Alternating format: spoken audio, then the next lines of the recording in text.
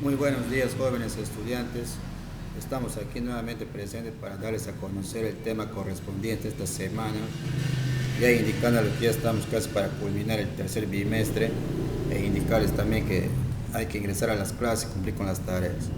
Y vamos a ver el tema que corresponde a lo que es la tercera capacidad, que es gestiona responsablemente los recursos económicos, y para ello vamos a mostrar lo siguiente ya para desarrollar el tema. Tenemos ahí a continuación el tema a trabajarse, ¿no? Tenemos ahí la perspectiva global de la economía. Es el tema que vamos a ver correspondiente a esta semana, ¿ya? Cuando hablamos de la economía, en este caso, hablamos de la interacción entre los diferentes agentes, recursos o factores económicos que se desenvuelven dentro de un sistema económico, ¿no? En cual encontramos, como sabemos, el proceso productivo y luego viene la distribución, el consumo, etcétera, etcétera.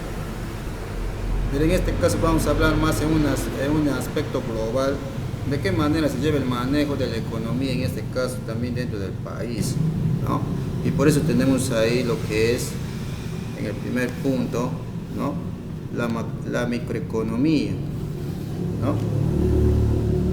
Sabemos que cuando hablamos de la microeconomía y la macroeconomía, esto parte a partir de la ciencia económica, en el cual tienes dos campos de estudio, que son la microeconomía y la macroeconomía.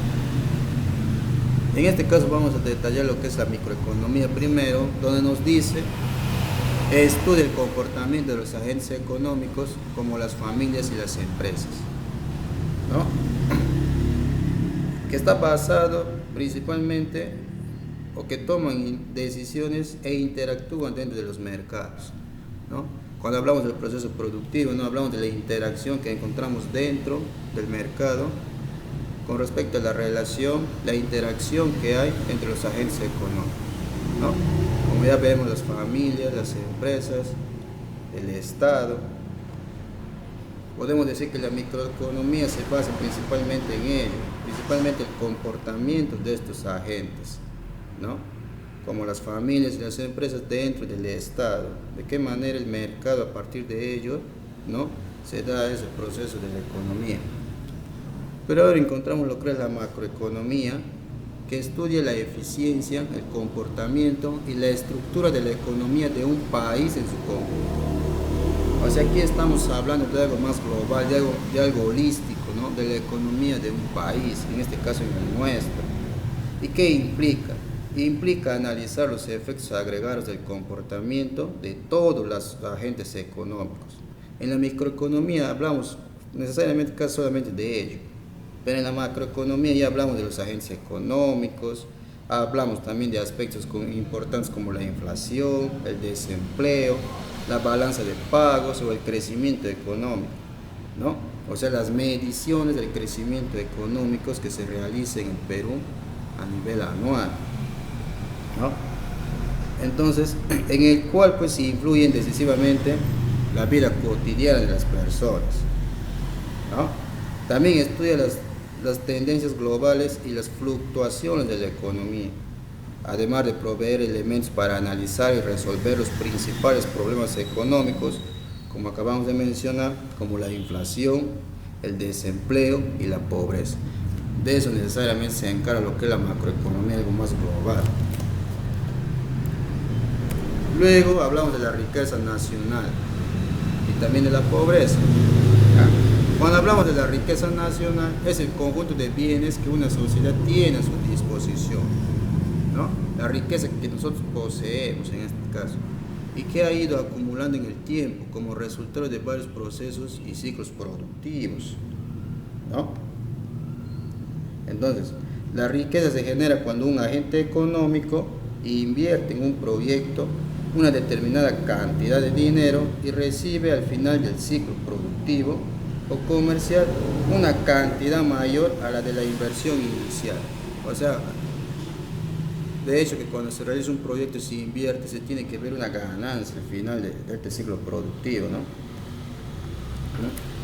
También la riqueza de una nación está determinada por la diferencia entre el valor de los activos que poseen tanto bienes y derechos que está basada en el valor monetario y el valor de sus pasivos, que son las deudas, ¿no? En este caso, entre diferentes países. ¿Ya? Entonces, esa es la interacción que encontramos con respecto a la riqueza nacional. Ahora hablamos de la pobreza, ¿no? ¿Qué nos dice sobre la pobreza? La pobreza es una condición socioeconómica que impide la satisfacción de necesidades materiales y psicológicas de una persona. O sea, aparte de que es una condición en la que las personas no pueden satisfacer ni siquiera sus necesidades básicas, ¿no? Y ahí pues se encontraban las necesidades materiales y también las psicológicas, ¿no? Ahora, la ONU estima que en el mundo la séptima parte de la humanidad es pobre, ¿no? Según la Organización para la Educación, la Ciencia y la Cultura de las Naciones Unidas, que es la UNESCO, la pobreza material es solo consecuencia de la pobreza educativa, científica y social, ¿no? Cuando nosotros encontramos pobreza en un país, ¿no? Pobreza extrema, podemos ver que es el reflejo de las circunstancias que tiene un determinado país. Es un reflejo de su mal manejo que podemos encontrar, ¿no? Si hablamos pues de pobreza, hablamos de la pobreza también a nivel de educación, a nivel de ciencia, a nivel de tecnología. Si nosotros no encontramos esa aplicación en determinado país, siempre vamos a encontrar pobreza. Y todo a raíz de los manejos corrompidos que siempre encontramos dentro de un Estado, ¿no? Eso es con respecto a la pobreza. Luego encontramos ahí los indicadores económicos, ¿no? Que cual no sabemos o nos sirve principalmente para medir, ¿no? O para calcular el monto de la riqueza nacional, ¿no? Y aquí pues encontramos una serie de indicadores, como tenemos ahí el PBI, que es el Producto Bruto Interno, ¿no? Que se encarga de, o es el valor total de toda la producción de bienes y servicios finales dentro del territorio nacional, ¿no? Tanto como nacional como extranjera, durante un año. Dentro del valor del PBI no se considera el valor de los insumos, pues el PBI se encarga de justamente, ¿no? de todo el ingreso total a nivel nacional y extranjero a nivel anual, ¿ya? Y dentro de ello pues encontramos también el PBI, ¿no? El PBI nominal y el PBI real, que son ya dentro de lo que es dentro de ese indicador encontramos dentro de ello. El PBI nominal mide el valor de producción expresado de una cantidad monetaria en un periodo determinado, ¿no? Y el PBI real mide el valor de la producción en diferentes periodos, valorando todos los bienes producidos en los dos periodos a los mismos precios, ¿no? Y luego tenemos los indicadores per cápita, ¿no? En el cual pues todos estos indicadores que estamos mencionando, el PBI nominal, el PBI real, ¿no? Todo esto pueden calcularse per cápita, es decir, por individuo, ¿no? Cada indicador per cápita se refiere al monto resultante de dividir esa magnitud por un cierto número de personas. Por ejemplo, el PBI per cápita se calcula dividiendo el valor monetario del PBI con la cifra de residentes permanentes en el país. ¿Ah? ¿Qué más encontramos como problemas o situaciones económicas dentro de un país? Encontramos pues los problemas macroeconómicos. Cuando hablamos de problemas macroeconómicos son los problemas que encontramos como la inflación y la deflación, ¿no? Porque es algo holístico, algo global en el cual se debe llevar un buen manejo. Y nos dice que la inflación es un fenómeno económico que se produce cuando el volumen de dinero circulante aumenta más rápidamente que la producción de bienes y servicios. O sea, es decir, que existe mucho dinero, pero pocas cosas que comprar o servicios que contratar, ¿no? O sea, nosotros podemos tener bastante dinero para circular, para intercambiar, para comprar. Por eso nos dice el volumen del dinero circulante aumenta, ¿no? pero aumenta más rápido que la producción o que la reproducción de los bienes y servicios. No hay bienes para comprar, pero sí hay dinero, ¿no? Entonces, esto produce, ¿qué produce? Lo que se produce es un aumento que necesariamente va a llevar al mercado a una interacción en la cual se va a tener que buscar una solución, ¿no? Luego tenemos la deflación. Cuando hablamos de la deflación, nos dice ahí que se produce, ¿no?, al contrario que la inflación, cuando el volumen de los bienes y servicios aumentan a mayor velocidad que los medios para pagar, ¿no? O sea, es lo contrario, ¿no?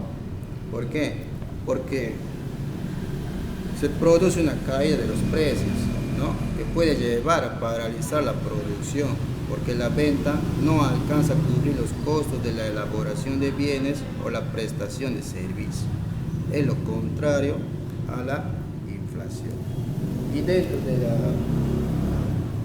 de este desencadenamiento de la inflación como la deflación, encontramos ciertos problemas que se incrustan más también en él. Por ejemplo, en la inflación hablamos de la depreciación de la moneda, la inversión especulativa, ¿no?, el aumento de la pobreza y el deterioro de la calidad de vida de la población, la quiebra de las empresas y el aumento del desempleo, ¿no?, y el aumento de la brecha entre ricos y pobres, ¿no? Entonces, si nosotros vamos a hablar de esa situación, hablamos de que nosotros necesariamente tenemos que tener en cuenta de que en esta situación el Perú ha pasado ya hace unos gobiernos, inclusive el gobierno de García, ¿no?, que ha llevado al país, pues, podemos decir, a la más grave crisis económica en ese entonces que había sufrido, ¿no? Y en la deflación podemos encontrar lo que es, ¿no?, otros tipos de problemas también, como la hiperinflación, ¿ya?, que es un proceso inflacionario en el que los precios suben de manera sumamente acelerada. O sea, es más rápido. Lo que la hiperinflación ya prácticamente es la consecuencia de la deflación, ¿no?, donde los precios de manera sumamente acelerada suben y en altos porcentajes como consecuencia de situaciones extremas como una guerra, fenómenos sociales y políticos y complejos, profundas y depresiones económicas. Podríamos decir que en la actualidad, con la pandemia, podríamos llegar a una situación similar si no hay un buen manejo por parte de las autoridades, buscando soluciones para contrarrestar lo que es en el aspecto económico, ¿no? Y también, pues, a raíz de esos dos problemas macros dentro de la economía, ya encontramos también el desempleo, ¿no? El desempleo, pues,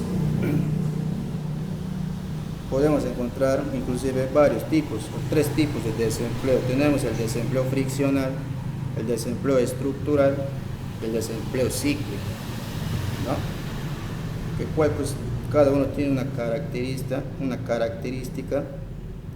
en el cual, pues, siempre va a estar incluyente lo que es la persona, ¿no? Entonces, jóvenes, podemos decir, esa es la explicación correspondiente a la semana, al tema que vamos a venir trabajando, ¿no?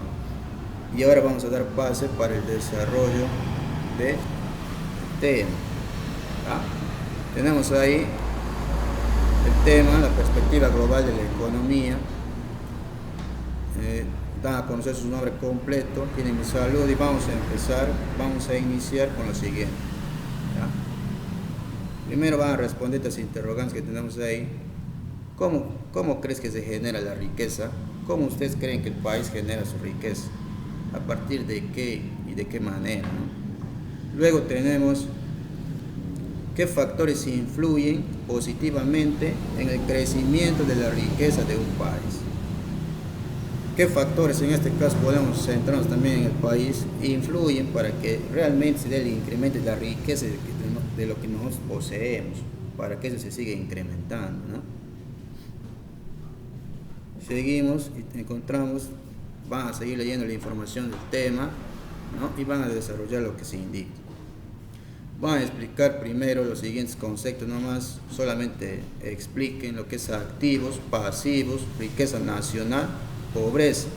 Luego van a completar este cuadro en el cual dice el Producto Bruto Interno, ¿no?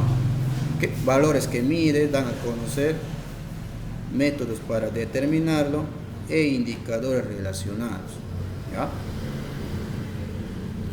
Luego seguimos revisando el texto, métodos para determinar el PBI.